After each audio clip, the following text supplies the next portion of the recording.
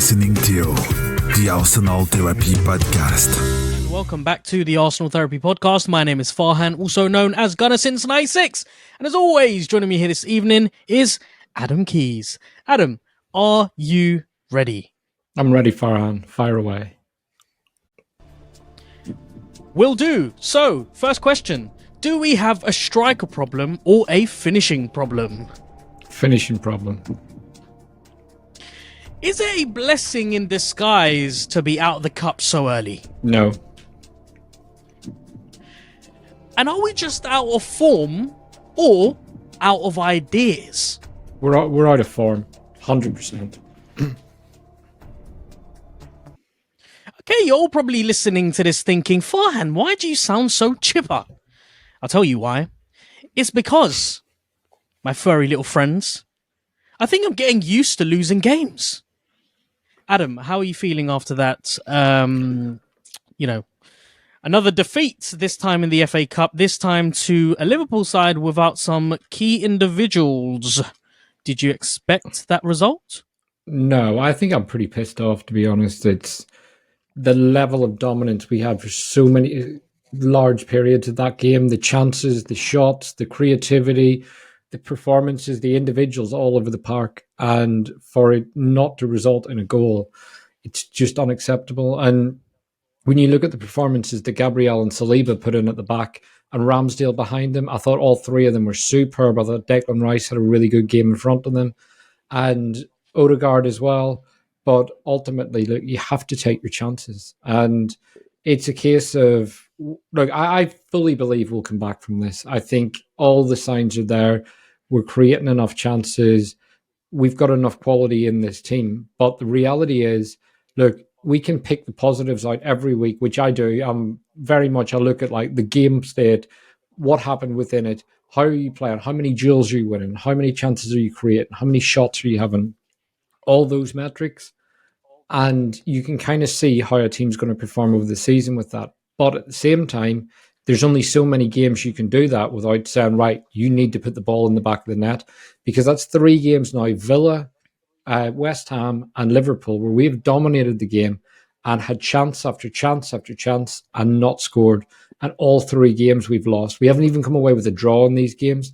All 3 of them, we've conceded really poor goals and we've ended up losing games. So those 3 games are ones that I think are going to be really costly to us. Obviously, being out of the FA Cup, I'm pretty gutted about that because I was tweeting yesterday saying that Jurgen Klopp's been in England nearly 9 years now. In that time, he has won 1 Premier League and 1 Champions League. So the reality is everyone writes off the FA Cup, they write off the Carabao. But those 2 major trophies have only been won by Pep in England and Klopp in the last 8 years. And then you look at the Champions League and only 1 English club or 2 English clubs have won it in recent years. So it's something I think you need to be advancing in these competitions. Quite profoundly put, Adam. When you basically, in other words, say that we're not good enough in front of goals. It's all good having all the other metrics go for you, but if you're not converting, if you're not putting the ball in the back of the net, it really doesn't matter. Monty, you're at the game today, and we sent you to the game thinking that we would win because you have an excellent record at the Emirates. However, we have now found out that your record in the FA Cup isn't what we initially expected. So, just cup result. How was the game? How was the atmosphere? How was the occasion? Yeah, so it was good. The game was good. Pre-game vibes were really good. I was speaking to a lot of my friends who were at the game. We were really confident going into it as well. I think we definitely had one of the things I liked seeing on the team sheet prior to the game, especially, and I think a lot of people did as well, was Jorginho's inclusion. That was needed because I think we spoke about it after the West Ham game. We felt very rushed, but we were never in control. Whereas Jorginho adds that pace. He has that experience. He knows when to go quick, when to slow it down. So I was happy with that. I was happy with Nelson coming on for Martinelli. And in the ground, everyone had the same sort of thing. It was great atmosphere. I mean, the fans were, you can't berate the fans at all. They were backing the team throughout the whole 90 minutes. And then, it just didn't really unfold like that. But we dominant throughout the whole game. The first 45 minutes, we were just dominating. Yeah, it was just an frustrating game, and I just have to second what Adam was saying. It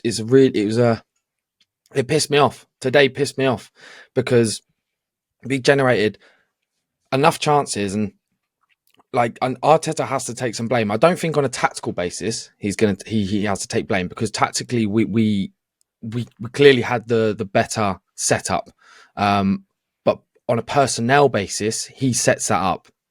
There was clearly some personnel that wasn't working, and needs to be some like freshness to the team. So with Nelson coming in, Nelson was good. Kiwior not so much, but Jorginho was great. I think he was great in the midfield, and it was just a frustrating game. It was a very, very frustrating game.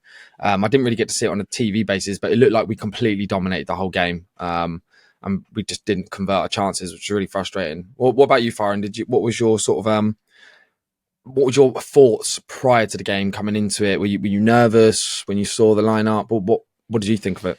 No, so unlike you guys, this is going to sound really strange. It's going to put a lot of people off, understandably, but hear me out. I looked at this game and thought, if we win it, great. If we lose it, great. The simple fact is, I want Arsenal to regain their form and to get the wheels moving again in the Premier League. I think the most important objective this season has to be the Premier League. If we don't win it this season, they're going to be real question marks on everyone: manager, the players, the club. So I'm more concerned about what happens in the league and in the Champions League as well. It's strange of me personally to be saying that, because generally speaking, in previous seasons, I've been a big cup man. I was devastated when we got knocked out of the League Cup. I really wanted Arsenal to go for, a good run, a long, good run in that competition. Ended up, getting knocked out. FA Cup comes around. We've just lost 2 on the bounce against West Ham and Fulham. Now we've got Liverpool. We beat Liverpool. Great. We progress into the next round. But I'm more interested to see what happens against Palace. I'm more interested to see what happens against Forest. I think we're at a very critical stage right now in the season where make or break. Maybe we've already broken, but especially now that we're in the middle of the transfer window, we're really gonna start to see who the real characters are. Can I ask you something, Farhan? Yeah. I'm just thinking. Obviously, when you look at our cup runs in the past, with Arteta, obviously when he came in, he was the back of Emery getting to the semi-final when he did the last 2 games. Great. Since then, we have not had a deep run in the FA Cup at all. I think the furthest we got was round 5? Round 5, round 4? We just keep blundering off the bat. Do you not think that's a slight worry? Maybe. I mean, for the last few seasons, we've been in this whole project bubble. So, it's been about rebuilding the squad. It's been about getting the best out of players. It's been about making sure the chemistry of the squad is perfect. So things like the FA Cup hasn't been a massive priority, only because we've been far more focused elsewhere. I think this season is the kind of it's the final version of what we should be in the next 5 seasons, 5-6 seasons, if the project has been completed at the standard that we want it to be, then now we can start looking, or we should be now starting to look at competitions like the FA Cup, expecting us to win it, expecting us to challenge for the league, go for a deep run in the Champions League. So I don't know. If you had asked me in a hypothetical, hypothetical, is that a word I'm looking for? In a what's the word I'm looking for? Yeah, hypothetical. Okay, let's take that. In a hypothetical world where Arsenal beat Fulham and West Ham, ask me about the Liverpool game. Absolutely, I want us to beat them. Absolutely, I want us to progress to the next round. But where in the league where we have suffered so hard in December, I just really want to get back into it again. You know, I just find it really difficult to focus on anything else other than getting that form back and just try really hard to get back into the thick of it. So yeah, and again, look, it's difficult for me to admit that to myself and say it openly because I'm a massive advocate for Arsenal to win these cups. It's almost what keeps us ticking over. But I feel like it's now time for us to just be a little bit more critical on ourselves and not allow things like FA Cups to dictate whether we've been successful or not. If you see where I'm coming So you're saying from. going for like the bigger cups, so you want more of a focus on the larger cups rather than sort of what we've been doing the last few years is kind of scraping with those little cup wins. Yeah, I don't want it to be come the end of the season where, you know, say we end up in an FA Cup final for that to then define how, you know, well we've done this season. I want the pressure to be on. I want them to really feel it, and I want to see some gems come out of this really tough, difficult period. It's time that we see it, no? Yeah, no, I would agree with you. I'd agree with you. I think we definitely passed the, like you say, project phase. I think we proved that last year, and we should definitely be. I mean, I think we have a good enough squad to be able to compete on multiple fronts. It's just right now, like Adam said at the start, we're definitely out of form, and I don't think it is on a tactical basis. Like I was saying, I think there's just a personnel, but I was just frustrated at the fact that there seems to be a what's the word for it? It seems to be we're going for the same thing over and over again. But there's not much big changes. Like, I mean, for me today, and I know we'll go into it, was I think Saka should have just come off. I just think he should have come off. Like I was saying in the last two games on the pod, is with Gabriel Martinelli, if you bench him, you get a better Martinelli. Because when he was benched, he came on and he was electric. He was electric. He was getting in there. He was down to the byline straight away.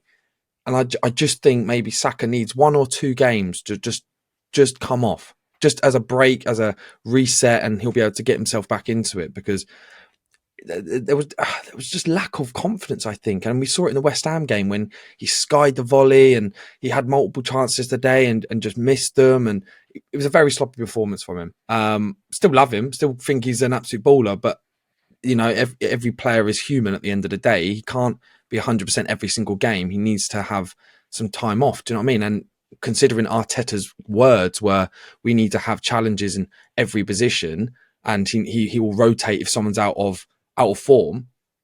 Why haven't you rotated then? Because he's out of form. So why haven't you rotated? That's his own words. Do you know what I mean? Like, surely give the opportunity to someone else. And if they don't do it, then at least you tried it. At least you tried it, because you had Klopp putting on, I can't remember his name, Cole Bradley or someone like that, who's like a 20-year-old youth player, and the other youth player, like an 18-year-old. He put them on and they had a great game because they had the trust of their manager. They played out of their skin. So I just think we maybe should have lent on maybe some youth today who would have come in with some freshness and desire, because they want to take that opportunity. That's my personal opinion. I don't know about you guys, if you want to add on anything. Look, the problem is you're doomed if you do, and you're doomed if you don't, because there's always what if we had put on Ethan Nwaneri? What if we had put on X, Y, and Z? You're never gonna know, and so you know, it's difficult for us to have these conversations. By the way, I've just remembered the word that I was supposed to say. It's parallel. In a parallel world. Anyway, Adam, what do you think? Do you think I'm being a little bit... Have I gone mad to accept what most people listening to this might think is mediocrity? To not expect Arsenal to go for a deep cup run and to try and win the FA Cup? Yeah, look, I think we need to be going for these trophies. Well, as I said, there are only 2 major trophies. And this year in the Premier League, there's 4 teams in it. As much as we write off Spurs, they're right in there in the mix. And until they're out of it, points-wise, I'm not going to fully discount them, because I don't think they're going to win it. I don't think they're in a title race. But as long as they're knocking on our door and other teams are slipping up, they are in a title race on points. Liverpool are still leading the charge. City have a game in hand and ahead of us now. So the likes of the FA Cup's a great way to win a trophy. And what I don't think a lot of people remember with this group is it's only actually Saka that won a trophy in that FA Cup squad. I think Nketiah was in the squad, but Smith Rowe was on loan at Huddersfield at the time. Obviously, Declan Rice and Havertz and people like that have won trophies elsewhere. But with this group of players, no one has actually won a trophy as a group. So for me, success breeds success. And the more trophies you get, if you look at Mourinho, whenever he came to England, first trophy he went for, League Cup, back in the day, the Carling Cup as it was. And he got that trophy. And mid-season, they've got a trophy to cling to. Walked over to the crowd, chucked his medal, and then did the same with his Premier League winners' medal just because he can. And then we see Pep coming in, went for those cups as well. And it's just getting silverware. It's making players believe they can go on and do it. And I think if you look at the FA Cup, it's 7 games or something like that in total. And yes, you've got a Liverpool today, but you don't have a Liverpool in every round. And the chances of getting a draw that hard again in the next round are very low. Which Liverpool go and get, like, I don't know, Bristol Rovers or something in the next round, because exactly. It's one of those that I think you go out and you win these trophies, and I'm gutted to be out of this competition.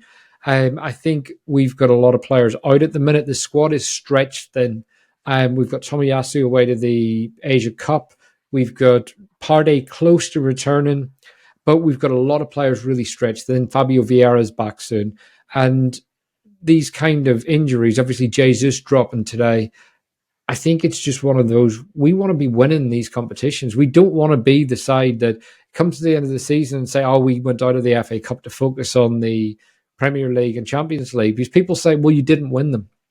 And I know I would rather have an FA Cup and a top 4 finish at the end of the season than come second and have thrown all the cups because you want to focus on something else. So for me, I think we need to win something as a group to prove to people that we can win it. And look, people will write off and say, oh, it's only the FA Cup. I saw Liverpool win it 18 months ago, and their players celebrated like mad when they won that competition, and they had a Champions League final a few days later. So every club that wins the Champions League celebrates like they've won the Champions League. And then the minute they're out, they say it's only the FA Cup. It's just a poor narrative, and the reality is, we've won this competition more than anyone. We've got a great history in it. I think Monty made a great point about Arteta's record in cup competitions. That's a big concern, because we saw it in his first season going out to, was it Olympiacos, one of the Greek clubs at the Europa League. And then we've seen since then us just fail to progress. So I think it's one of those. Bought in last year as well. 100%. So we just need to, I think, really have that backbone. And ultimately, for me, we played a really strong team today. So it's not like we weren't taking that game serious. We went all out to win that, and we haven't won it. And that's incredibly disappointing. But I still think we are a side out of form, and we will bounce back. No team does what we did to Liverpool without being a good team. We just lack that cutting edge, and that comes with confidence. Yeah, look, there will be a number of different opinions from the three of us, you know, when dissecting this game and when looking for explanations as to why we didn't beat them and why we haven't won the last few games. Ultimately, I feel like Arsenal Football Club are just a unique club in the sense that it only really ever happens to us. You have teams who are in bad form, they don't perform well, they end up losing games. There are other teams that are just hugely naive and do things that, in retrospect, they shouldn't do. Arsenal, on the other hand, played a really good game against Liverpool, dominated for large parts of it, generated a huge amount of chances. And if you think about, and you know, I have thought about this actually for the last few games. You give other teams the amount of chances that we have, they punish you. They punish you in a blink of an eye.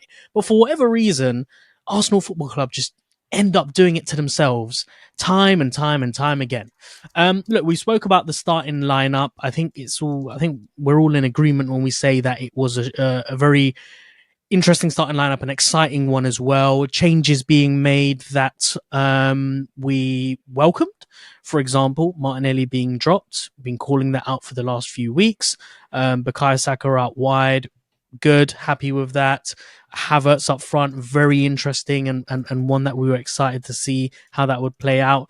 Good back line as well, aside from, the left back choice, which I guess Arteta was forced into making. And really happy to see Jorginho back as well, starting alongside Declan Rice. Now let's talk about the game itself.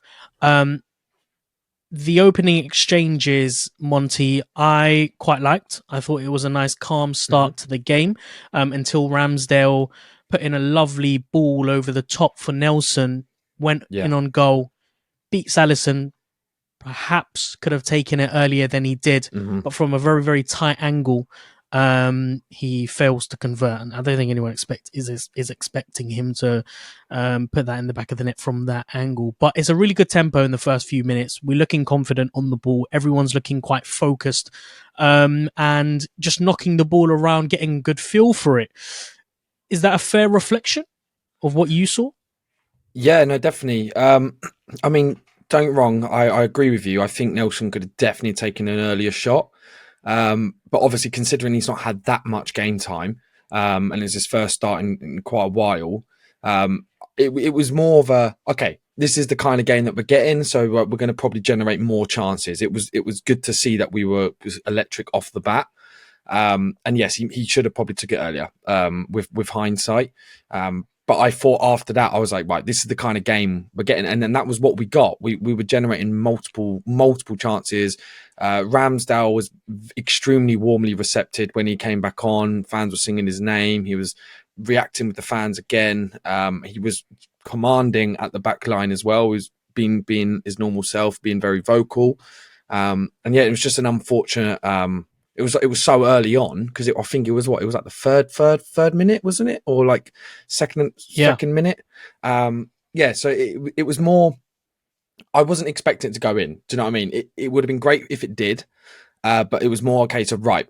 We're dominant. We definitely have the initiative in this game, and I think with that addition of Jorginho in that midfield, it allowed us to do that. And then the route straight over the top from Ramsdale was just perfect. That's what we know he can do. He can do this.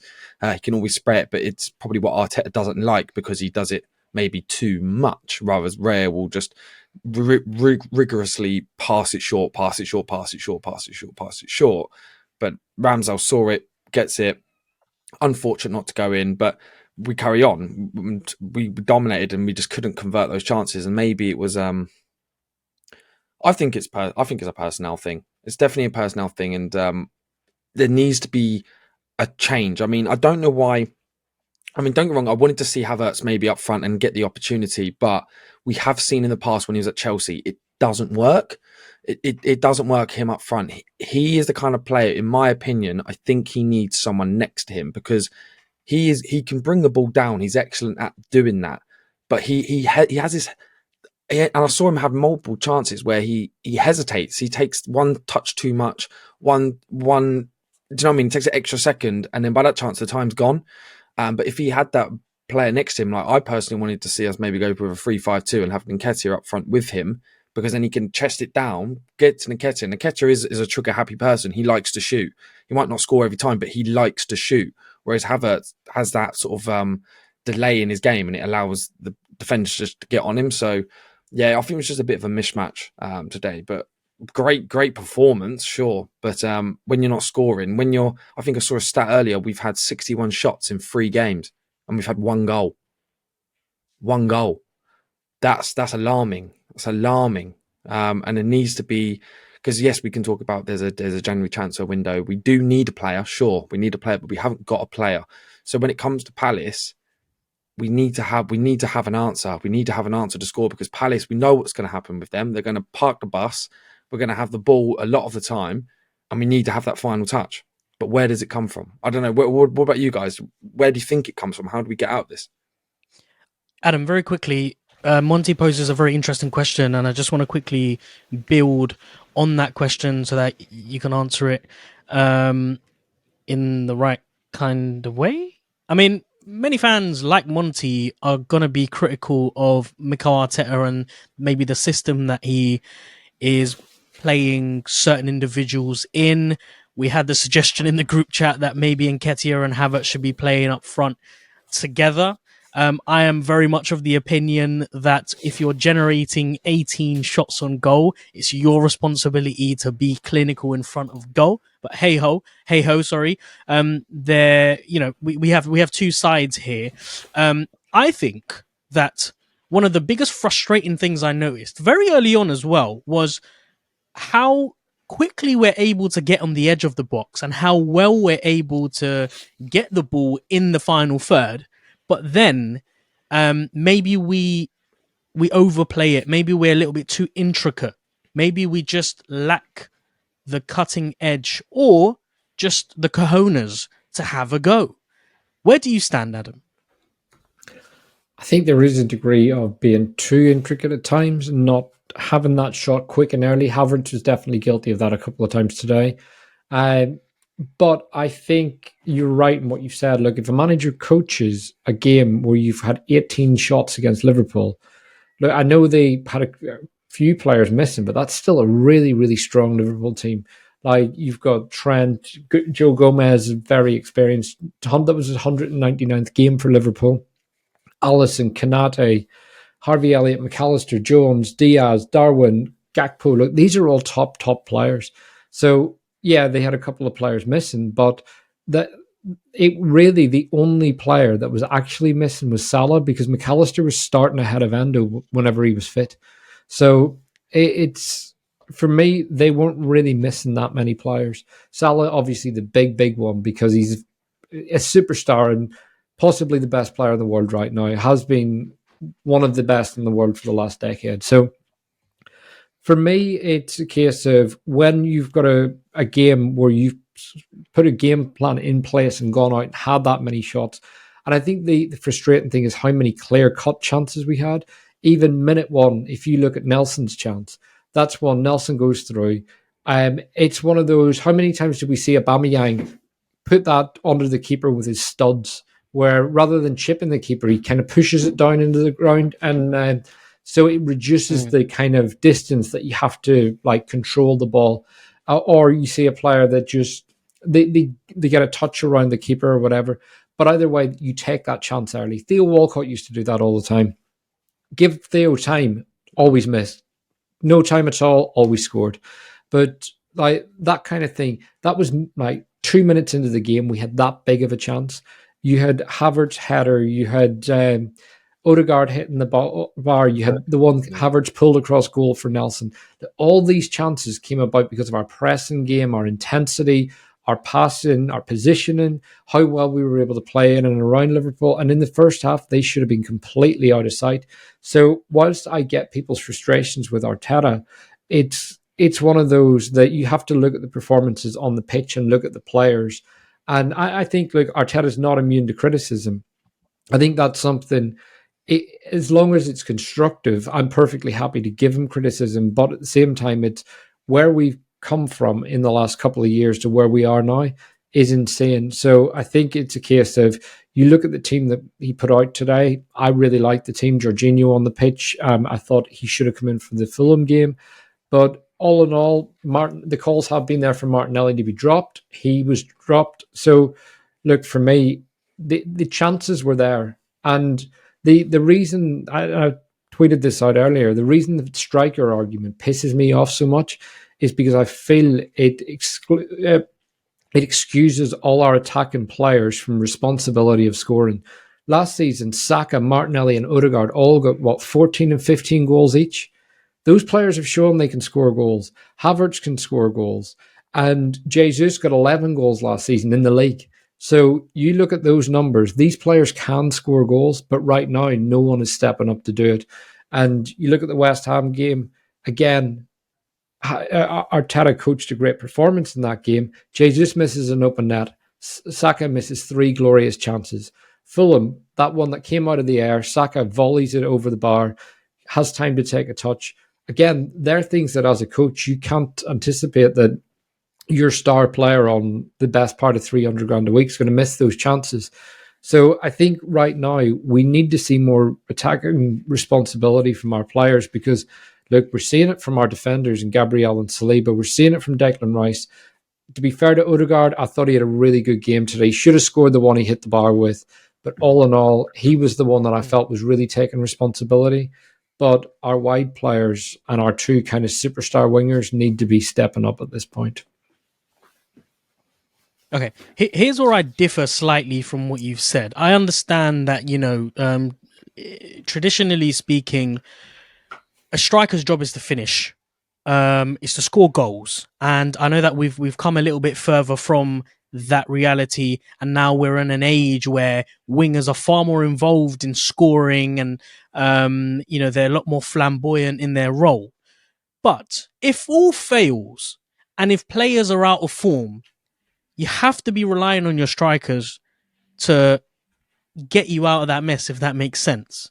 And the fact that Arsenal don't have a competent 9 to convert chances that are being generated for them, i.e. tonight, Havertz having 2 very good opportunities where he's, in the box, in a great area, and he fails to get that first touch right, let alone the finish. We need to be asking questions of where are our strikers? Because we can't rely on Saka and Martinelli to be... Yeah, go on. So, I completely agree with you, especially when it comes to Jesus, because he plays up front every week for us. But with Havertz, that was a really good target man's performance. That really brought our Odegaard, Saka, Nelson into the game. So if that was 10 games in and Havertz was missing those chances as a striker, I would fully hold that belief. But my issue with that is Havertz created 2 big chances today that we should have scored. And that's also his first game playing up front. So one game he's trying to learn a completely new role in the left 8 position, which also changes the asks of that role every week. So one week Arteta's wanting him to go on beyond Jesus with him dropping in. The next week he's wanting him to sit closer to Rice and play more the way Xhaka played. And then today he's playing up front as a striker where you want him to have a lot less touches but shoot on sight. So I think a bit of consistency in how our players are used will help that as well. So if you give Havertz a run as a central striker, you might see goals coming because we know he's a player that feeds off confidence. And look, I'm not excusing his misses today. And I do agree with what you're saying, Farhan, about a clinical goal scorer. And I think that's what we need. However, I think right now we don't have the capability to go out and buy that player. Arteta's really downplaying what we can do in the market. And I think we would have to sell, which is reliant on clubs buying. So that's why I'm kind of really reluctant to go into the what we don't have argument, because I think we've got enough that we should be doing better right now. And that's what my point is. It's if you kind of keep saying, but if we had a striker, it's like those players have shown for the last 2 seasons that they can score these goals. So it's not even that they're not getting in the positions. You've got Saka missing chances that he would have gobbled up for fun. You've got Havertz missing chances today. Odegaard hitting the bar. Nelson missing a couple. Any of those chances go in, that game was out of sight. But I guarantee the argument would still have been Arsenal need a striker because it's an easy narrative. And actually, these players are all highly paid, top-class players. I don't think it's a case that very quickly. I don't think it's a case that it's a weak narrative or it's an excuse. The fact is we do need a striker. We're generating far too many opportunities, not taking them. The 2 most important positions where you need composure are back in goal and up front as a striker. If you're not composed up front, you're not going to be converting your chances. And those are the facts. The fact that we don't have a traditional striker, someone who is designed to score goals, is a reflection on the amount of shots we're having on goal and the amounts of opportunities that we're creating. We're doing everything right, guys. The football is scintillating at times. It's really nice on the eye. We were doing some really good combinations tonight. but it just failed on that last bit, that last moment. Pulling that trigger just wasn't enough. And even when it did work out, for example, Odegaard hitting the post or the Crossbar. the post, sorry, he did everything right. He couldn't have done anything more. He hit that ball really nicely. It just didn't go into the back of the net. Sometimes you just need someone who's designed to play in that position for the ball to go into the back of the net. Some players are just, they're made to score goals. So I don't know. I understand that we've seen these players in the past score numerous amounts of goals, but that's not their primary objective. Their primary objective is to do, other things. If we're now putting the pressure on them to score goals, then maybe that has an impact on the other sides of the game that we need them to excel in. For example, Saka, we need him to be able to beat his man. We need him to drive into the box. We need him to deliver good balls into the box. Same with Martinelli. Now, if we're all having a go at Saka and Martinelli for not converting their chances, then isn't that gonna have a detrimental impact on the other aspect of their games as well? No, definitely, and I think as well. Just I wanted to add on to Adam as well, because I think he brought in a good point in highlighting that Havertz actually had quite a good target man performance, and that's like a key one because he is great at putting his back onto a defender, securing them off. But I think when he lacks confidence, that's why I mentioned, I think Nketiah say working up front, because I think actually our weakest point, not just a striker, I think is left back. I think left back is probably one of our weakest points in the squad, just because of purely down to injuries at this point. But that's why I just think it would be maybe just to try it. Do you know what I mean? Like, take the left back out, put Nketiah up front with Havertz, because although Nketiah, yes, he's not the best striker of the ball. He's not an absolute baller like Haaland who will just bag everything. But he doesn't lack confidence. Nketiah does not lack confidence. He always backs himself. And he will take that shot early. That's why I think if you had him next to, say, a Havertz, who can draw the ball down, and then what you do is if you have those two up front, that draws people's defenders narrow, which then allows our wide players to get the one-on-ones, because you have two people isolating the centre-backs. This is just from my perspective, but I think it's something worth a try. Do you know what I mean? And because we've seen when we go to 3-5-2 and we have more of the ball, we have more of the ball. And when on our defenders are fine. Our defenders are fine, and they're fast. They can track across. They're not slow.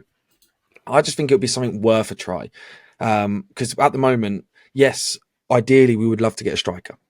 Ideally, everyone wants to get a striker right now, but we don't have one. And until we get one, we have to use what we have. And I would just like to see, because what we're doing recently isn't working. Although we're getting all the shots, we're getting everything, we're lacking that final. Do you know what I mean? That, and it's confident. It's a confident thing. What you need is one person to score the goal, and all of a sudden we'll start scoring 4-5. Do you know what I mean? We need that, and I think if we get those two up front, I just think it would benefit us going forward, because you need someone next to Havertz who can take that responsibility of doing the shots, because Havertz clearly doesn't have it in him, and he's never really had it in him at all. He never had it at Chelsea. He never had it at Leverkusen. He doesn't score quickly. He creates. He passes. He brings people into the game. That's always been his skill. So I think we should, with the players that we have at the moment, we should be playing someone next to him. That's my opinion. People might disagree. But I think that's maybe someone we should go, personally. All right, well, let's talk about some of the positive things that we saw in that first half, because like I said, everything up until the penalty box was really, really good. And I think we found a new partnership, a positive one in Jorginho and Rice. Jorginho, who I feel like has seemed to really level up the tempo of his passing since coming to Arsenal. He seems to have picked up these little things from players like Odegaard, where it just the ball leaves his feet a lot quicker. He's a lot quicker on the half turns, and I feel like when you have someone competent like Jorginho, it frees up Declan Rice to then do what he needs to do. I didn't see him much in the advanced areas, but having said that, actually, I did see him in the advanced areas without the ball, and that's something that we did really, really well in the final third. The pressing was really, really good. Odegaard, Saka, Declan Rice did everything they needed to do in order to close down spaces, in order to force Liverpool to make errors, and that's where a bunch of our chances came. So, Adam, in the future, are we looking at a Jorginho-Rice partnership to be something more of a permanent fix? Well, I've always liked Jorginho, and I'm sure Monty will have watched a lot of Jorginho in his Napoli days anyway, but that was what Jorginho was all about. It was like quick, moving the ball quickly, that quick turn, literal metronome, pass, move it up the pitch, like literally start deep and work his way up. And he operated in that middle third, turning, everything was quick. And then he went to Chelsea and he did it when he was playing with Kante in his first season. And they actually pushed Kante up into more of an 8 role to accommodate Jorginho. But then as Chelsea got worse, they had a load of average players. They ended up playing much, much bigger distances. So when Jorginho got the ball, he would turn and look for someone. And that was something that was completely new to him. And he was being exposed. Then when he came to Arsenal, especially last season, we were playing really short distances all the time. And today was kind of back to what we were doing before. We saw it against Brighton. We've seen it against Wolves.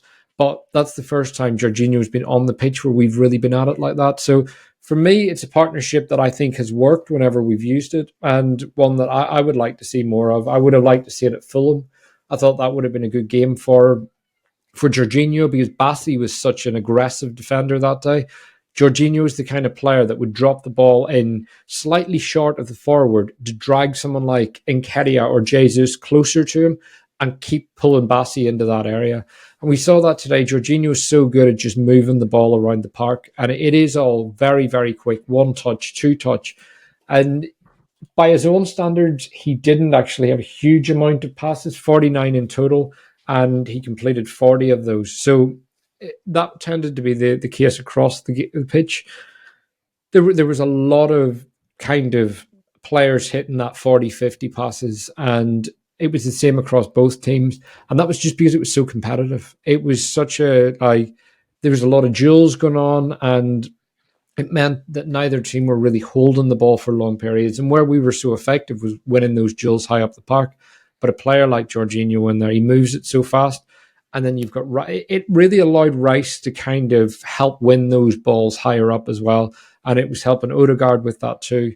So, yeah, I like the partnership, and it's one I would definitely like to see more of. Okay, before we move on,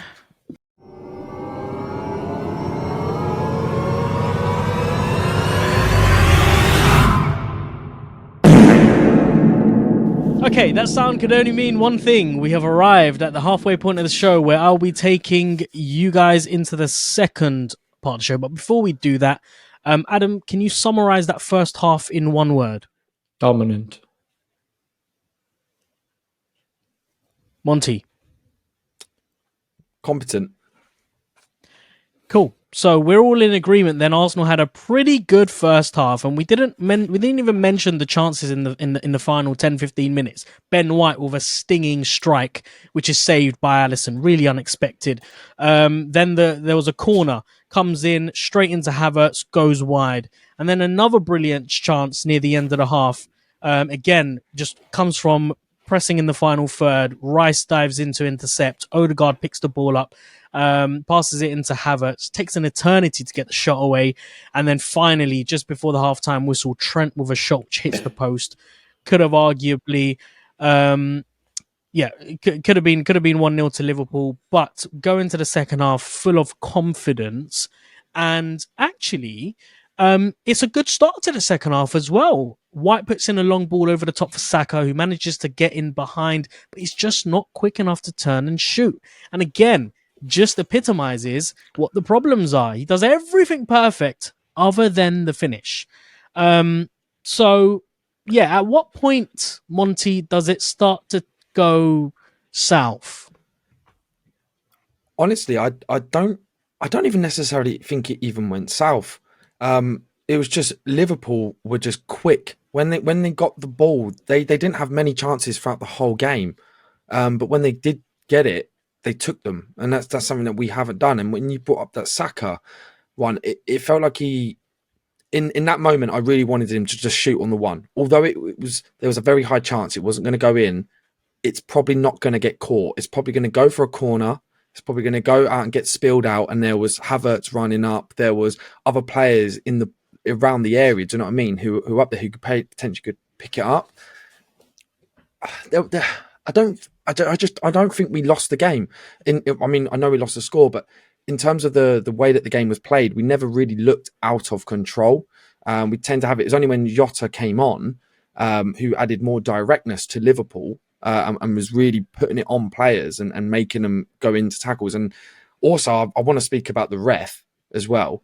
I know we haven't even been able to, and I think the ref had a bad game. There were definitely lots 100%. Of tackles that should have been. Yeah.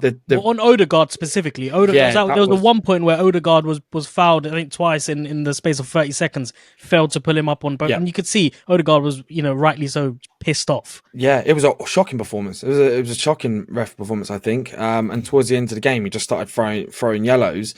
But again, I don't think there was anything wrong in the way that we approached the game or the fact that on defensively we were good. It's just they took their chances. Kiwior scored an own goal. Unfortunate. It's unfortunate. There's nothing Ramsdale could have done. So you can't break him on that because I think Ramsdale, all in all, was pretty good. And he had an exceptional save as well in the second half. And it was beautiful save. It looked like it was going to go straight in. And then, they get the corner from a Jota run down the flank, which Jota's just always involved in goals at the Emirates. And then from there, we kind of, we panicked. I feel like we started to panic. We started going, because you could see the players that were frustrated that they conceded. They were really frustrated. And they should be, because we were by far the better team today. And then from there, it just seems like we were forcing things. Instead of rather being controlled and putting the balls in sharply, we were just sort of banging them in. When Trossard came on and he had the corners, I don't think Trossard should be our corner taker anymore. Like he just doesn't put in any good balls. We had loads of wasted opportunities, and it seems like because we were just trying to force it. But again, I don't think it went wrong for us. Ben White potentially, you could say, got sort of leggy towards the end, and I think there's rumours that he's carrying a bit of a niggle, and he wasn't overlapping nowhere near as much today as what we've seen him in the past, and he seemed like he was quite reluctant to go forward because he would have to track back, especially with Darwin Núñez, who is electric fast. Not necessarily the best finisher, but you can't give a player like that the ball and the time to be able to pick out a ball. So again, I can't find a spot where it started going wrong. It's just purely a case of we didn't take our chances and we were too hesitant with the moments that we had. Like for instance, like that Saka one, he just take it on the one, shoot it. When Ben White in the first half took that shot, normally we would expect him to get it and pass it along, go to Odegaard, work around across. He took the shot, we got a corner out of it, and then we got another chance from that corner. Sometimes you just have to shoot. Like when Odegaard shot in the first half, hit the crossbar, it seemed after that he just stopped shooting. It's like he was like, okay, well that didn't work, so let's just not do that. Take those. We know Odegaard's just extremely one-footed, and hopefully that changes. But Adam, unlike Monty, I did feel like the tide started to turn quite early on in the second half as well. I noticed a pattern that Liverpool were trying to create when going forward. There were loads of long balls over the top, trying to find both Diaz and Núñez, and actually getting the best out of the defensive line. It seemed like, in the sort of 5 minutes, they had a good 5 minute spell after that Bukayo Saka chance where it was essentially, I don't know, mistakes on our behalf or not being clinical enough with the ball, where they were able to break and they were able to just get that ball quickly into the final third of our box. Luckily enough, we had William Saliba putting in a real shift. Otherwise, Núñez and Diaz could have had a bit of a field day. I mean, Núñez had that opportunity where cuts in into the box on the left-hand side, has a shot and it whisks wide. So were you? I mean, first and foremost, what did you think? Did you feel like Liverpool were slowly creeping back into the game early on in the second half? If so, what was it? Was that down to? Do you think we had a bit of lapse in concentration in midfield? We weren't being clinical enough with the ball? No, I think every game has a swing, and you're right in the way they were targeting. They were pinging that long ball across to try and get in behind Ben White quite a bit. I thought Saliba had a mixed game today. He did some really, really good pieces of work. And then there were other things that I felt he got caught out a bit. And I thought Gabriel was better than Saliba today, which happens more often than people care to admit. And every mistake Gabriel makes gets blown up, whereas Saliba's don't. But I think games just have a natural swing. And it was one of those, I think, Alan Shearer summed it up very well at the end of the first half when he said Liverpool aren't going to give Arsenal this number of chances in the second half. They're going to come out a lot more re-energized. And that's exactly what happened. And I think it's a case of when you have all these chances, you have to take them. You don't take your chances, it gives the other team belief. And that will be exactly what Klopp will have said in the dressing room is, look, they've had all these chances. We've got our mistakes out of us now. Go out. You know the game plan. Go out and do it. And Klopp said at the end of the game, he was like, look, to come and play against Arsenal the way they set up today was really, really difficult. And basically said they kind of rode their luck at times. And I think that's ultimately what happened, where they had kind of more belief as the second half went on. They made some good changes at the right time. I think, as Monty mentioned, bringing on Gakpo just give them a bit more threat. Gakpo's a player, or not Gakpo, what's his name? Ex-Wolves. Jota. Yeah, when they brought Jota on, it was one of those, the minute I saw him warming up, it was like when Firmino used to warm up against us and you knew he was going to come on and score. With Jota today, I just thought he's someone that's going to create problems. Gravenberch made a bit of an impact and obviously won the free kick, but look, I thought it was one of those where the second half was more even. It was, when you look at it, they had more shots. I think we were more sloppy at times, but we still had a lot more of the ball. We were still, we had more corners. We had more free kicks. We had more throw-ins in attacking areas. Both teams had the same number of big chances, but I did feel they were coming back into the game a lot more. And I do think that's the natural swing of a game. And when you're playing against a side like Liverpool, it's a case of taking your chances. We say it all the time: if you don't take your chances, you don't win games. It's the most basic fundamental of football. It's like put the ball in the back of the net, and it's like you can win a game by being completely shit for 90 minutes and taking the one chance you get. And today we had about 12 good chances and didn't take any of them. Let's have a chat about Bukayo Saka. I know we've touched on him, but he had two big chances. I don't know whether you want to call them big chances. I think one of them was quite big. The other one was maybe asking a lot of him. I'll take you through them both before I ask the two of you, about your opinions on Saka at the moment, what needs to be done, why maybe he's not playing at his optimum level. But best chance of the game for me, with a deceived free kick, a really intelligently worked free kick. The ball's really cleverly put into Havertz by Odegaard, fools the whole Liverpool defence, chips it into the box.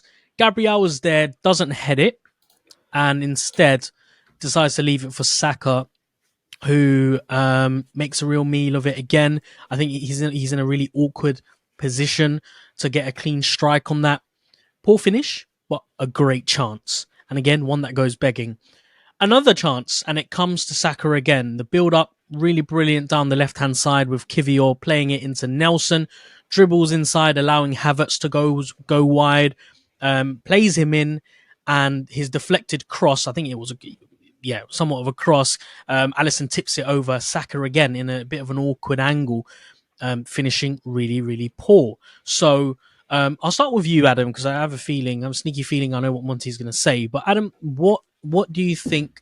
First and foremost, do you think Saka needed to be better with those chances?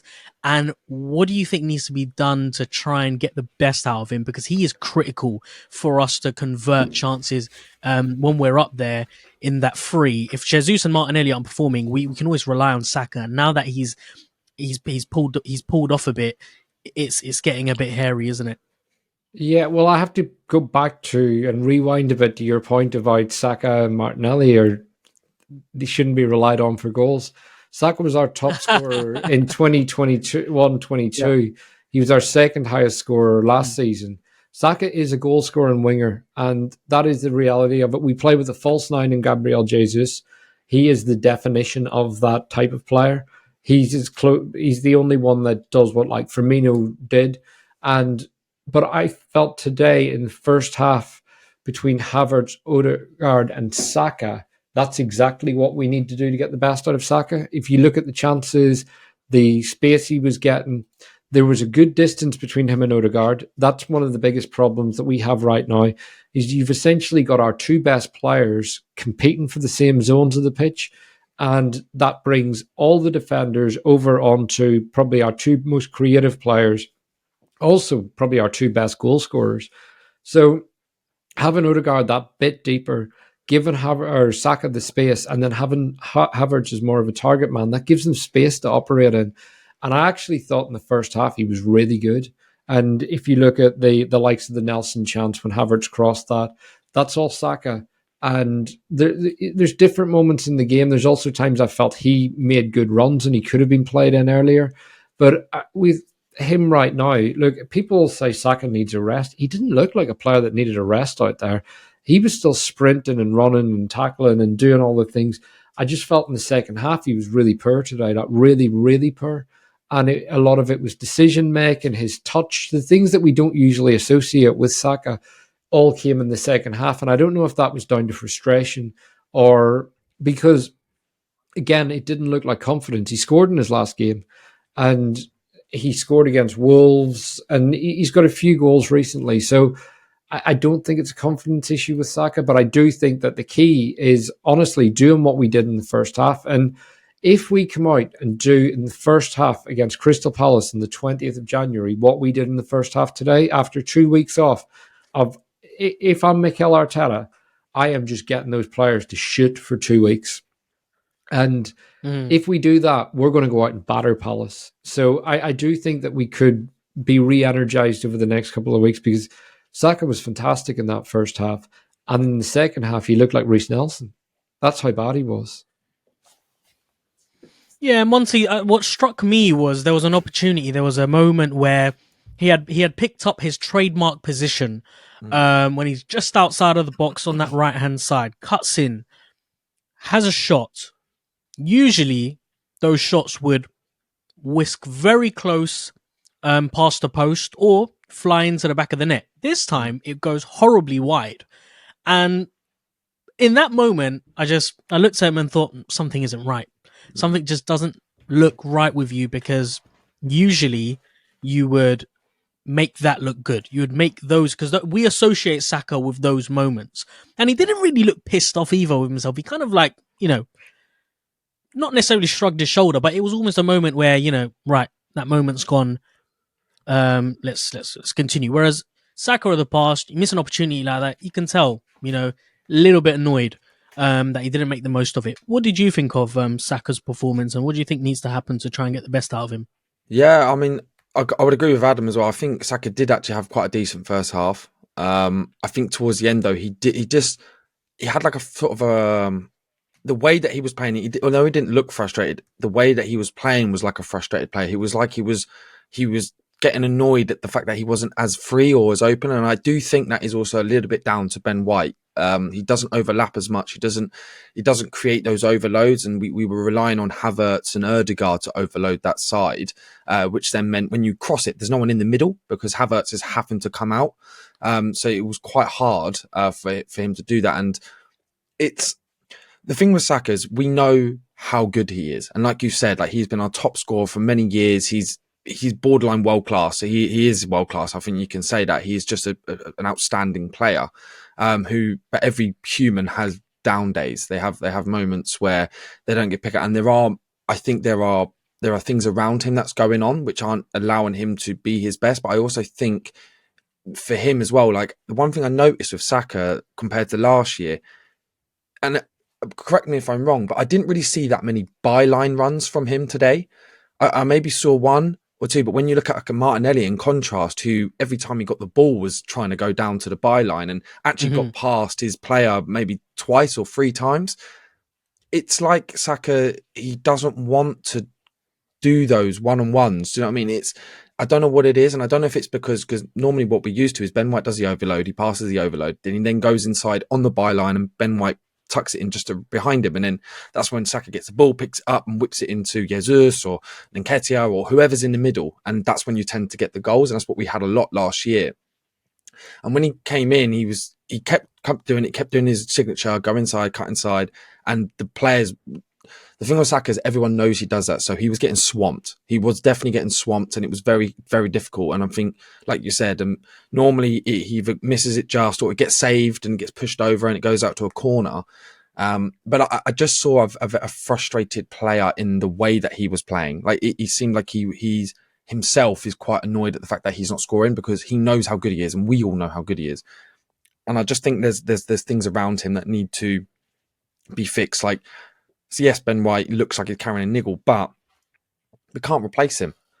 We don't have the depth to get in a new player. That's why when everyone's saying, "Oh, we need a striker," I think more importantly, we need defenders. We need fullbacks to come in and make those runs, because you have to remember, Ben White isn't a right back. He's traditionally a centre back who got pushed out to right back because we didn't have a right back, and we still don't have one. So I think we definitely need to be looking at someone who can complement Saka and cause those overloads, because once you get Saka in a true one-on-one, he's lethal, he's dangerous, he's so tricky, he's very hard to get the ball, and if you try to get the ball for him, he'll move it slightly and then you end up fouling him. It just seemed like he wasn't getting his way, and he's not getting his way. But I just think going forward, and I mean, if we do, like Adam says, if we do play like we did against Crystal Palace, we are long overdue, like a 6-5-0. We are long overdue. And look at our XG over the last 3 games. It's like 6.78 or something like that. Scored 1 goal. We should be scoring. But I think if we can get someone in to complement Saka, I think we'll start seeing those more, because I don't like what we keep saying. We are creating these chances. Our attacking players are creating these chances, but it's more how many clear cut, because yes, we're getting lots of shots, and there's a lot of frustrated shots being taken that are blocked, or there's a lot of people in the way. But if we can create those overloads and create those one-on-ones where it becomes an easier shot, I think we'll get more conversion.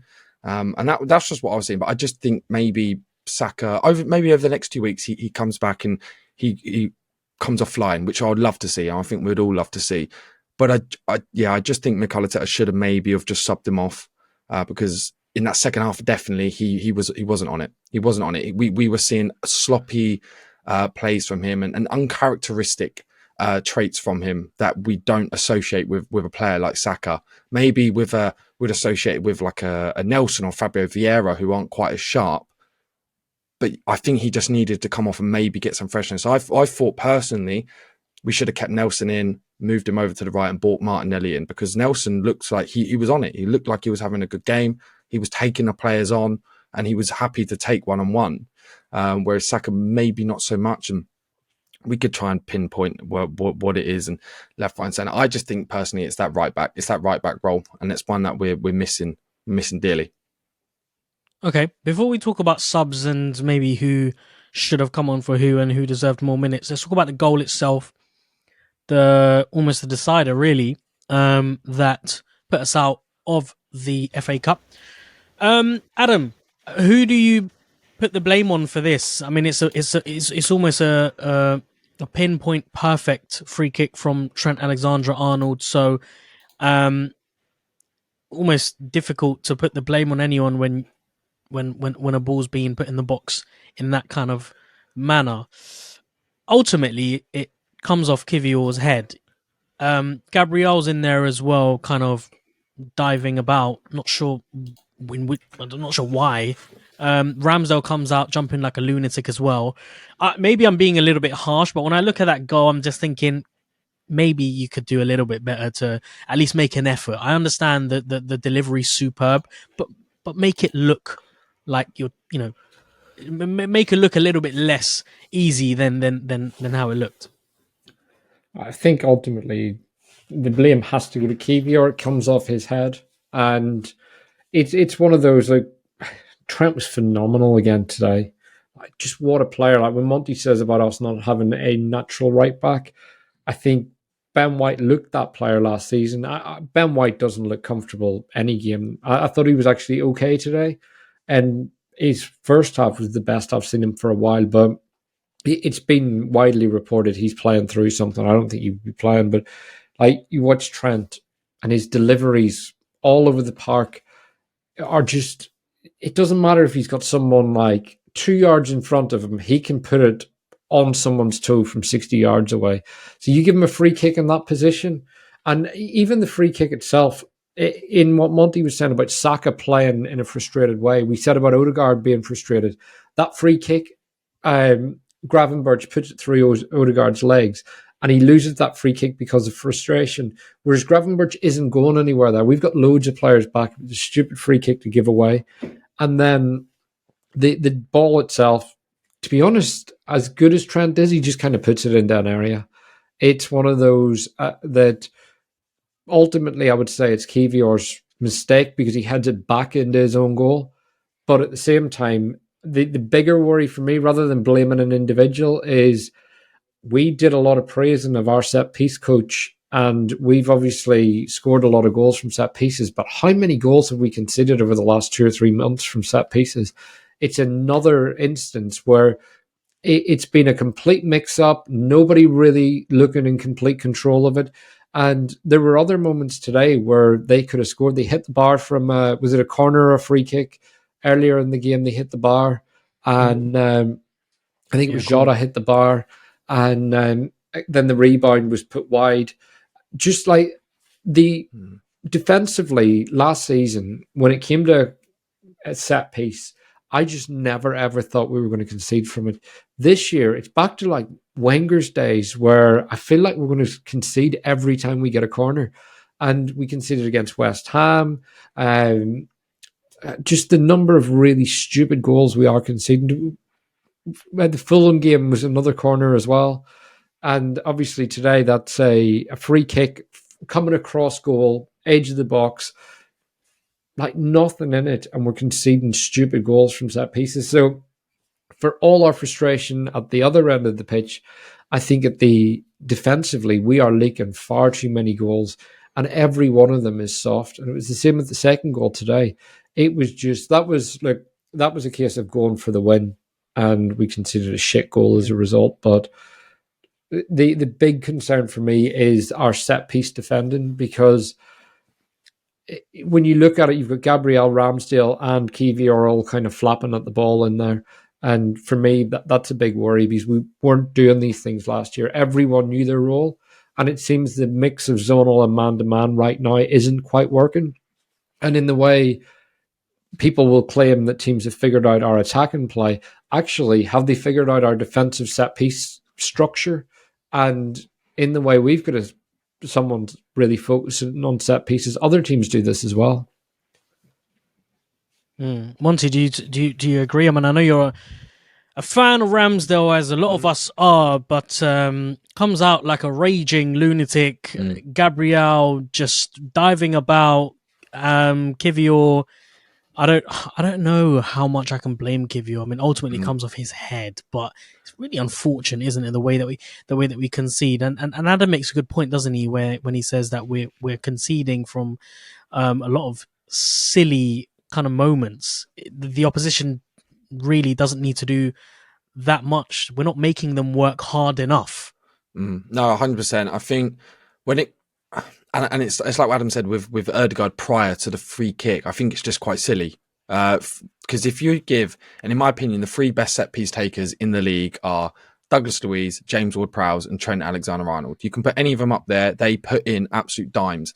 If you give them a sniff at any opportunity, they're going to take one. They're going to take one. And I think what happened in that goal was just a lack of communication, really.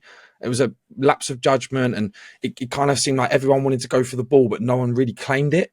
And I think if there was someone who claimed it, like if Kiwior says, I'm going for it, and then Gabriel steps back and goes onto the near post, it might have been stopped. And Ramsdale comes bolting out. And I remember I was on the other side of the stadium, but I remember watching it and I was like, the near post is dangerous. I could see it. I was like, this is going to be a dangerous ball if it goes near post, because everyone was so far back and we had the two there. And Ramsdale was in quite a poor position, I must admit. He maybe should have shifted in a little bit more into the inside, but I can't really berate Ramsdale for the goals, because I think they weren't really up to him. I think mainly the fact that the free kick happened in the first place from a Martin Odegaard lapse of judgment is probably where the issue is. And like Adam said, I think defensively from set pieces, I feel the same. Like it's a worry. It genuinely is a worry, because we're so dominant supposedly on set pieces, yet we didn't really have anything today. And defensively, it seems like we're getting found out. And people are saying, have they found out our attacking play?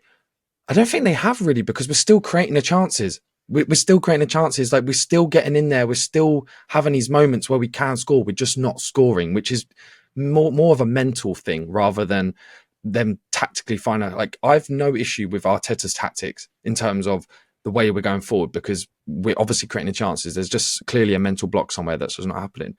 But what is annoying is on the defensive side of things, there are these short lapses of judgment, and it's predominantly on counter attacks. And like you said, Farhan, earlier, long balls that go down the wings, and then we create a silly foul because we're panicking. There's like a one-on-one situation, and there's two people coming into the box with only two of us, so it's all one-on-one situations, and we seem to make this silly error, and then gives them a more dangerous free kick in a dangerous situation. And then when you give Trent an opportunity like that, I mean, he's probably trained in that exact position so many times, and it comes down to muscle memory, because when you've got an absolute world-class player like Trent Alexander-Arnold, and his delivery, like Adam said, he can pick a spot and he will pin it. He'll pin it straight on it. And it's just it's a very silly, sloppy goal. And I think it boils straight down to the communication side and the lapse of judgment setting it up in the first place. And that can be coached, that can be sorted. So I'm not too worried, but there does need to be, and maybe it is because of the shift of goalkeeper, because normally it's a goalkeeper's job to set up the defenders on a set piece. And maybe because we've got Raya and Ramsdale shifting in, and they're not quite having the same sort of communication with their players, because Ramsdale was a more vocal player rather than Raya. There's these moments where it's not quite going right, because Raya would shift them over here more because his positioning is different to Ramsdale. So it's a silly error. It's just a silly error all in all. And I think you're right. You can't really blame Kiwior, because it's a very dangerous ball. It's a very difficult ball to get to. But Gabriel going for it and Ramsdale flapping his arms, it looks bad. It looks bad. It looks like a communication breakdown, which caused it. Okay, well, let's finally discuss the part Monty's been waiting for, where we, take off Arteta's head and be as critical as we want about the personnel on the pitch. Now, substitutions hasn't been Arteta's greatest strength. His relatively short career at Arsenal as a manager, is it fair to say? In any case, Nketiah comes on 8 minutes before full time. Emil Smith-Rowe and Trossard come on 3 minutes before full time. Now, I'm very much of the belief that if it ain't broke, don't fix it. At 0-0, when things are looking relatively okay, I can understand why you might not want to risk the chemistry on the pitch, but it wasn't looking great. I mean, for a large part, I would say maybe 10-15 minutes before that last 20 minutes of that second half, I don't think it was great to watch. I think Liverpool were getting stronger. They were getting more confident. Arsenal were just looking more and more frustrated. I would have liked to have seen Nketiah maybe come on 15 minutes before the full-time whistle. He doesn't. He ends up coming on 8 minutes before the full-time whistle. Comes on for Jorginho. And I still don't understand why Emil Smith-Rowe isn't getting more minutes. I think this argument that his minutes are being managed, that he's being slowly eased back into the squad, that argument is wearing thin. Adam, where do you stand on the substitution point of view? I would have probably kept Nketiah on the bench. Wouldn't have made a difference. He had one touch in the time he was on. I do agree with you on Smith Rowe. I've been texting a couple of my mates about that, and it's like bringing him on in the 87th minute and bringing Trossard on at the same time. It's like, what do you want the two of them to do at that point of the game? It's with Smith Rowe. I genuinely have no idea what the situation is. The only thing, in my opinion, that we can go by is Mikel Arteta's actions. Forget what we're hearing from journalists. Forget from what we're hearing from Mikel. If Smith Rowe was fit and Arteta trusted him, he would play him. And when we say Arteta isn't immune to criticism, the two biggest pieces of criticism that I have about Arteta are not using his squad. I think Monty made a good point right at the start of the show about Klopp throwing on Bobby Clark and Conor Bradley. The two of them, I think it was one of them was at Bolton on loan last season, played loads of footballs, come back, got the odd outing for Liverpool. Klopp is very good at throwing young players and seeing if they're any good. And whilst I do kind of agree with the whole, with the likes of Wanari, it's Liverpool, it's under the lights at this point and everything.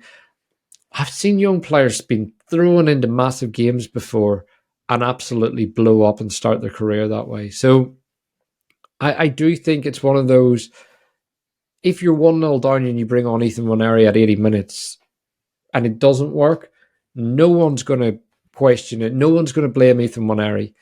If you're like being massively overrun and everything, slightly different. But look, I do think give these kids a chance. And the same applies to Smith Rowe.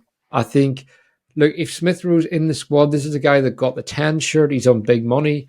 Give him an opportunity. How is he ever going to prove himself in this Arsenal team if he's never getting a run out? So for me, Arteta doesn't trust him. And I think at this point, the best thing for everyone is for us to cash in Smith Rowe. Because what is the point in him being in the squad if Arteta doesn't trust him? Because that's an asset there that is stopping us bringing someone else in. And the same applies to some other players in the squad, like Reece Nelson. Who, sorry? He's on decent money as well, Smith Rowe. Yeah. So you take the financial side, but like Nelson and Smith Rowe are two players that barely get any minutes. I know Nelson started today, but that's his first. He hasn't started in the Premier League since Liverpool at home in 2020, which, like, you think about that. This is a guy on $100,000 a week. So I do that. So that's my first criticism, is Arteta not using his squad properly. And the second one is, it feels like everything has to go right for Arteta for us to win games, in that he needs the players that he needs. Kind of our play has to be good. Our build up has to be almost perfect. We have to do everything really well to score goals. Whereas I look at someone like Jurgen Klopp, for example, and you look at Klopp during that kind of their best years, he was throwing Divock Origi into the team. He scored the winner in the Champions League final. Players like that, even James Milner playing left back for Liverpool, and Klopp used those players really effectively. I don't know if Arteta would use those players, or he would think, nah, they're not part of my plans. Because actually, and we've talked about this on this show many a times, that there would come a point where there was injuries. And what would happen is the likes of Nelson, Smith Rowe, Trossard and so on wouldn't have had enough minutes. So whenever they were called upon, they weren't sharp. And that's what we're seeing now. And he doesn't trust them because they're not sharp. But when other players are fit, he doesn't want to throw them in for even 10 minutes. So that is my only criticism of Arteta, because performance-wise, I think he's coached another great game there today. And I think it's down to our forwards to take accountability. Yeah, look, Monty, you make a good point when you criticize Arteta for not, as Adam said, not utilizing the squad as efficiently as he could, for not giving players minutes, a chance, an opportunity. The Emil Smith Rowe one is a big question mark, because anytime that he has come on, he's looked good. He's looked bright. Mm-hmm. You can always tell a player whether they're confident or not, whether they're ready or not, by their first movements in the game, by their first touches, their first involvements. Emil Smith Rowe is almost always ready to be involved in and amongst it. He's almost ready to have a shot on goal, almost always ready to put himself out there. And in that 3 minutes that we saw him, again, he was involved. He was willing to put himself on the front line, or in the front line. So what is it about Emil Smith Rowe that Mikel Arteta doesn't quite fancy? Because if I'm looking at my bench and I'm looking at a player or a moment that needs changing, I'm looking at someone like Emil Smith Rowe to come on and to prove himself, not 3 minutes to full time, but 10, 15 minutes. Give him a good run out, you know? So what's happening? Why are we seeing this? Honestly, it baffles me, and it's probably, I kind of agree with Adam as well. My criticisms with Arteta is, one was the timings of the subs. Like, personally, when I saw Jorginho go off, who was probably one of our best midfielders, for Nketiah, it didn't make sense. I would have bought off, say, Kiwior, who was having a poor game, especially in that second half, put Nketiah up the front with Havertz, who was struggling. And then you've got that base, and you can just widen Declan Rice and Martin Odegaard so they can cover those sort of out flanks. That baffled me. And then when we go to the Emil Smith Rowe, he in one interview he will say, like, he's come back better than he's ever seen him, but yet he never plays him. And coming on in the 88th minute, it's just baffling. I mean, Emil Smith Rowe, like you said, like he always wants to get on the ball. So let him get a chance to get on the ball properly. Give him 15, 20 minutes to be dynamic within the game. Like, I think Emil Smith Rowe for Havertz was the right choice, but it was just too late in the game. It's too late in the game, and we're now chasing, we're panicking. Do you know what I mean? Whereas I think if it came in earlier, he would have had a lot more of the ball, because it wouldn't have been so stressful in the sense of where we were in the game. And I think it just comes down purely on Mikel Arteta, down to a lack of experience. I mean, you look at Klopp. Klopp brings in youth players all the time. Pep brings in youth players as well. Like, he used to bring Cole Palmer. He brought in Cole Palmer for the Community Shield, has an absolute screamer, and then gets sold to Chelsea, and then he's gone on to have a great career. You need to have those moments, because when you've got like an Ethan Nwaneri, who is regarded as one of the best youth prospects going at the moment, if you don't give him those moments, you're going to have another Sergio Gnabry, you're going to have another Amari Hutchinson situation where they're going to go somewhere else. Yes, you played him and you had that one opportunity in the Premier League a while ago. Put him on. Like, in the situation of the game, yes, we were 1-0 down. Like Adam said, if we're 1-0 down, just put him on, because he can have an absolute electric performance, because he's going to be so hungry, because he's young. This is his moment to shine. You will be surprised. There are some players who have come on, like, I remember when Cesc Fabregas came on years ago. Electric. Age. I think people focus too much on age. It's about who you are as a player. And I remember when you went down to see Ethan at Sunderland in the youth game, he was a level above all of the youth players. He is ready. He's probably the most ready player in our youth system to make that next step. Would you not agree? Him, and I would say Luis Skelly. Luis Skelly is, in my opinion, nearly as good as Nwaneri. Those two are phenomenal players. And the big thing for me with Ethan Nwaneri is he's got that kind of La Pausa where he can just put his foot in the ball.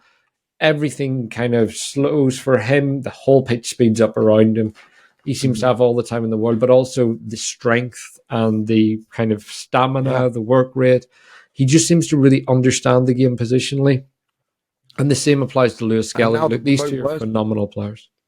And the worst thing is now, because we're now out of the FA Cup, when does Nwaneri get an opportunity now? Because, like you said earlier, like, yes, we had Liverpool in this game. Yes. The next round, we're probably not going to have Liverpool. We're probably going to have like a a West Brom or Gateshead or, like another team and a completely different, and that's his opportunity. But I know I'm just flying out teams, but the FA Cup is the chance, that is the cup where you give your youth players chances. That is what Arsene Wenger did for many years, and he created gems. Alex Ferguson did the same thing. He put in youth players in the FA Cup, created gems. Jose Mourinho at Chelsea did the same thing. This is the cup, especially in the lower rounds. Put them in. You just have to put them in. Yes, it is a risk. It's a risk, and Arteta seems to not want to take risks. He wants to be very above board, and he's like, yes, I trust this player. Well, if you're giving that message, how do these youth players feel like they're going to be a part of the squad if you don't give them the opportunity? And like Adam said, is even when our starting players are fit, he never benches them. So like and it goes against what he used to say, because he says we want competition across every position, and we want to be able to swap players and here and there. We'll swap them then, because you're not swapping them. Like I remember last season, we had the least changes in our first 11, and the least amount of I think it was the least amount of substitutions throughout the season. It's crazy. Do you know what I mean? It's crazy. Like you're going against what your own saying. So I'm just going off what he said. So if you're going to say you're going to do this, do it. And like, yes, if we lost, if we're 1-0 down and bring the Nwaneri on or Sousa, or because Sousa's a good player as well. If you bring them on, and yes, they don't change the game, but have a good game. One, it gives them confidence. They want to stay at the club because these are very bright prospects. And at the end of the day, no one's going to blame Arteta for bringing them on. Do you know what I mean? Like it's let them play. It's probably my biggest frustration of Arteta. It's just my biggest frustration, because it's poor game management, especially bring subs on so late. It's pointless. Like Trossard and Smith Rowe at the 88th minute. What are they going to do? What are they going to do? Give them 10 minutes. Put them on at the 80th minute. Give them 10 minutes plus the 4 minutes added time or whatnot. But 88th minute, you do that when you want to game manage and you want to slow the game down and kill a game off. When you do it so late, put them on early. Let them have a chance. Yeah, that's okay. My little vent. All right, fine. Look, we're out of the FA Cup. We know that.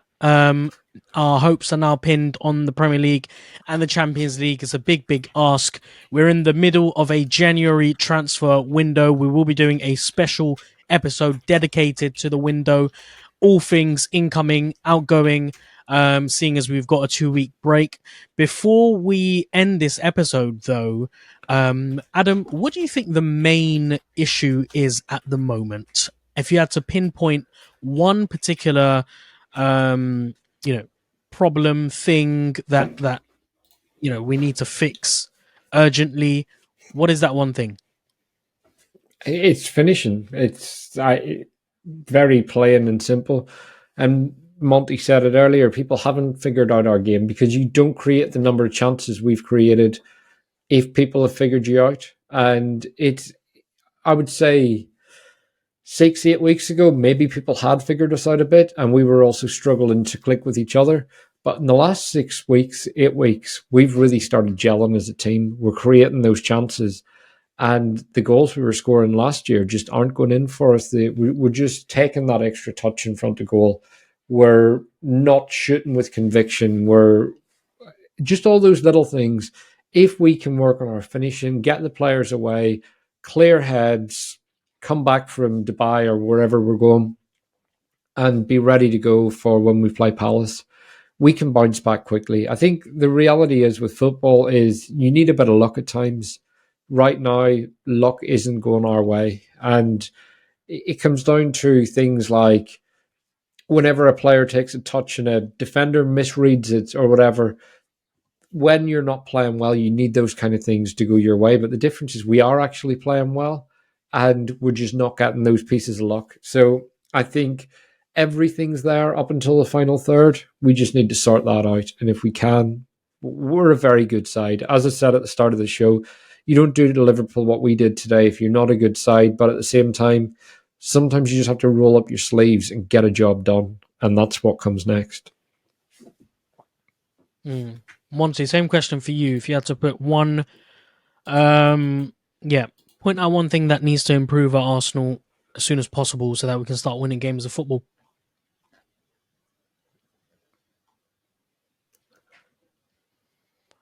You're on mute, by the way. Sorry. Yeah, my mouse just wasn't working. My bad. Yeah, I think again there's a lot going right for us. There's a lot going right for us. We're getting a chance. If we were say where we were a few years ago, and we weren't creating any chances, and we had players like Aubameyang just not getting any supply.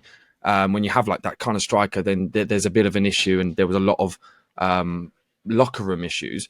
I think there is a maybe that creeping back in, because when you had and like for instance, I said in the group chat earlier, I think with Ramsdale and that whole Raya situation, I think that's had a bit more disruption than we give it credit, because I think Ramsdale was so revered within the club and by the fans, and you can see it today when he came back on, everyone was cheering his name. There seems to be a little bit of frustration, and we saw it with Gabriel and Declan Rice the other day against in the West Ham game, or I think maybe was it the Fulham game. There seems to be a little bit of discontent going throughout the squad, and I think maybe this break will be good for all of the players that's coming up. I think the only thing that we need to do really going forward is to have more belief in yourself, because it seems like they especially when our like world-class wingers aren't really tackling them like players one-on-one and really going down a byline. That's a bit of an issue. I think potentially the only thing is maybe we need a talisman.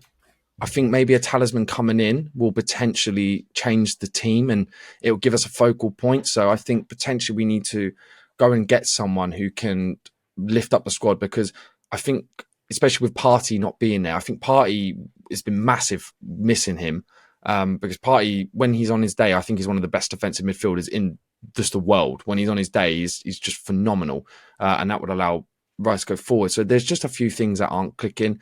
I don't think we can do a revolutionary change. I don't think we need a revolutionary change. I just think it's maybe we just need to be working for each other a bit more. Like there seems to be a just disconnect in particular clicks, and I think this break will be good for us, and potentially just go into January, get a talisman, get a focal point that we can believe in, and that will lift everyone. Yes, you could say like a striker, but even like say if we got like a very good talented wing back, not like a Trent Alexander, because there's not many of them like that, but someone who is dynamic and can put in balls like that. Do you know what I mean? Who creates chances. It gives strikers confidence that they are going to receive the ball, because we saw a lot today.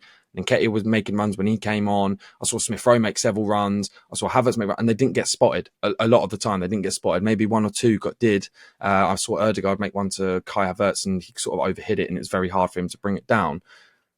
I honestly, I couldn't have an answer, because I don't think there is a major issue. I just don't think it's there. I think it's very small things, maybe a little bit of a team gathering, maybe just get the guys together, have a big team dinner, do you know what I mean, and just really get to back each other again, because it seems like from last year to this year there is definitely a difference in the way that the squad are, because last year every goal was celebrated like it was like an FA Cup goal. There was real camaraderie that someone's done that, do you know what I mean? Whereas this year there hasn't quite been the same.